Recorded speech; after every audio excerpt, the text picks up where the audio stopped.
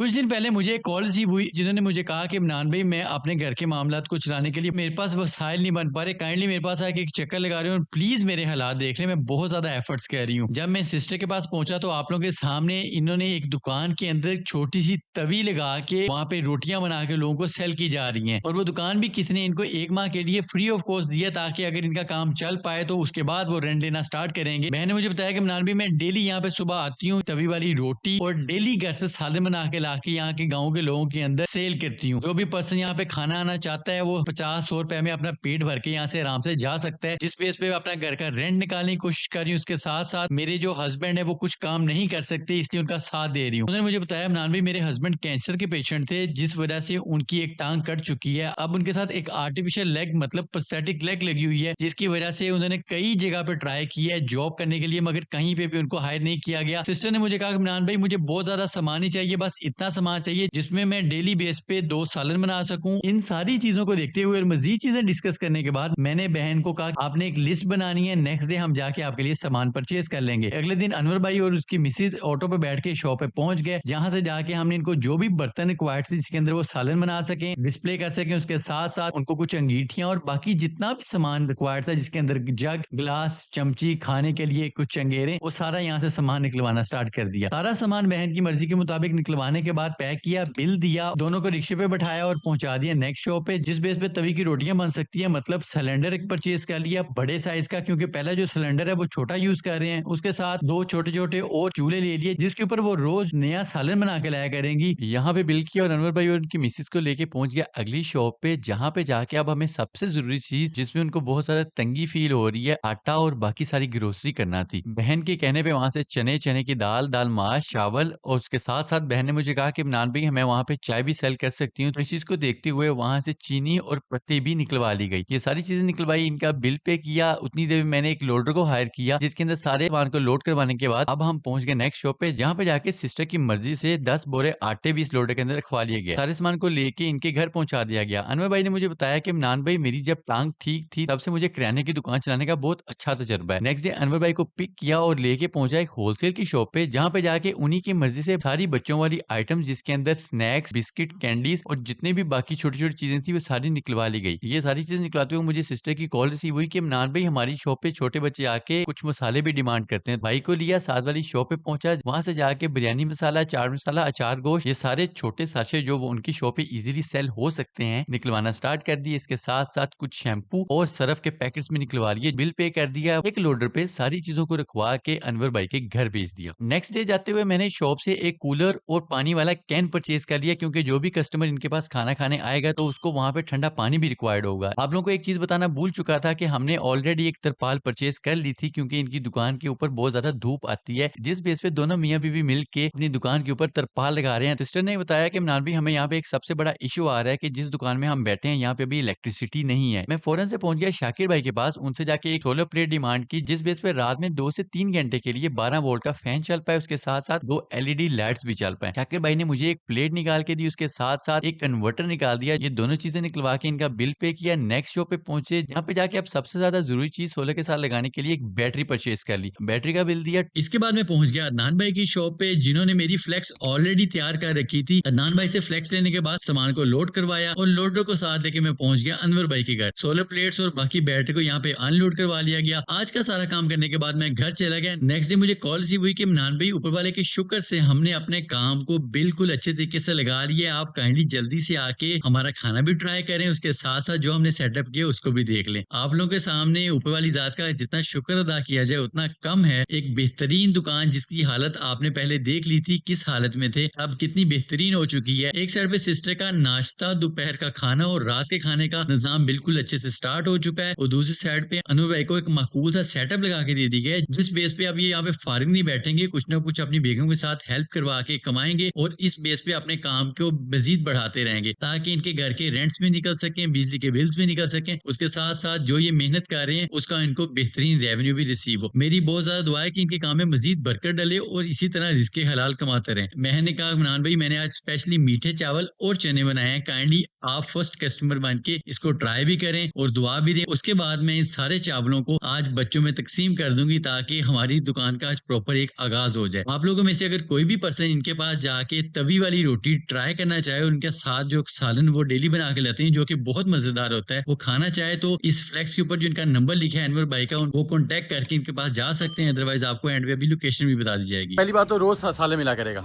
ठीक है, नए से नए साले मिले। किसी बंदे ने यहाँ पे आके खाना है तो क्या एड्रेस है, मुझे बड़ी मुश्किल समझ आता है, जरा आसानी से समझा दें।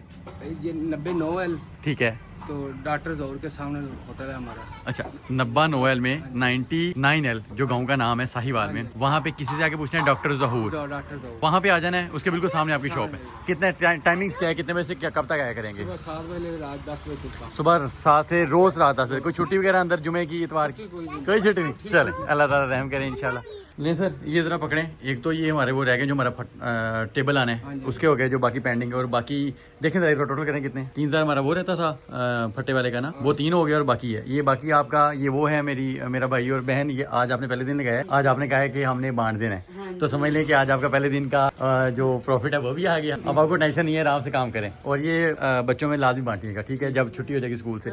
जिनकी रही फिर मुलाकात होगी। इजाजत दें मुझे। यार अनवर भाई और उनकी मिसेस का जो भी सेटअप था उसके अंदर जितनी पॉसिबल एफर्ट्स थी मैंने कर दी, उनके काम को मजीद अपनी तरफ से जितना पॉसिबल था बेहतर कर दिया गया। जस्ट एक ही रिक्वेस्ट है, अगर ऊपर वाली जात ने आपको इतना अता किया है कि आप किसी ना किसी के लिए कुछ ना कुछ एफर्ट्स कर सकें उनकी बेहतरी के लिए, तो कभी भी उस काम से पीछे ना हटिएगा। वीडियो अच्छी लगी तो यूट्यूब का लाइक और यूट्यूब चैनल रैंडम ईटर्स को सब्सक्राइब आप पे मस्ट है। फेसबुक पेज पे देख रहे हैं तो मुझे पता है आप लोग फॉलो करके जाएंगे। रैंडम ईटर्स 1 के नाम से टिकटॉक की न्यू आईडी भी अवेलेबल है। आपसे मिलते हैं नेक्स्ट किसी भी अच्छी फूड और हेल्पिंग वीडियो में, तब तक के लिए अल्लाह हाफिज।